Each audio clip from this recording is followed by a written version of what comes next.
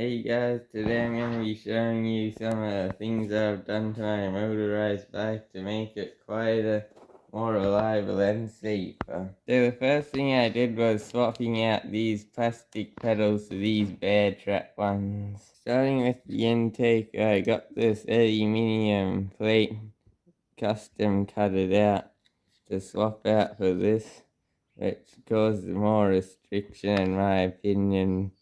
Also swapped out the frame for a denser frame. That way it filters the air a lot better and stops dust from going into the engine. I haven't done too much to the engine yet, but I have made this performance muffler, which I'll leave a link in the description on how to make that if you're interested. These stock mounts, they didn't fit over the diameter of the frame, so instead I bent these bolts outwards and made this custom aluminium bracket under here and just bolted that down. Also got this rubber block in here to dampen vibration and to spread out the weight more evenly on the frame. Also got rubber blocks under here and one up here. They got quite damaged so you can't really see them. So this is the drivetrain, and I've done some modifications to this tensioner here. First, I didn't have any rubber in here, and it was making quite a bit of noise, so I just wrapped a bit of bike tube around inside of here, and also put some down here to stop this vibrating loose and jamming up the wheel. Also got this plate just for the hose clamp down here. This is just a stainless steel plate to protect the frame from getting chewed up by the chain. As you can see, there's not much clearance. I also had this old bell in here, but if you can't hear the 80cc engine roaring, you're not gonna hear this, so I just threw that away. So yeah, I also put these downhill mountain bike brakes on here. Also put these notches on here so you could see the throttle position. So I've kept the rear brake lever. Also kept the shifter for the front cog. And I've got the clutch obviously. So I've got a 180mm rotor on the front and a 4-piston brake caliper, which gives you a lot of braking power, which makes it a lot safer.